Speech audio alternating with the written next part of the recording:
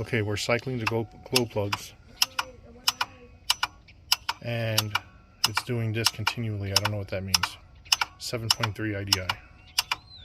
Is it supposed to do that? Is it not? Let me know. Try and start it.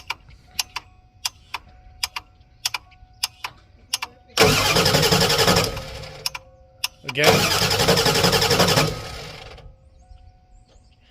And when I put this on the vacuum pump to try to prime the system from the Schrader valve, right there, it doesn't pull any vacuum. I see vacuum trying to pull, but it's not pulling any vacuum on the gauge. So I don't know if there's a leak in the system or if it's a glow plug issue.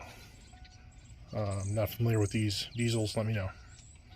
Okay, so I cranked it, and I was able to get some fuel to come through the clear line here.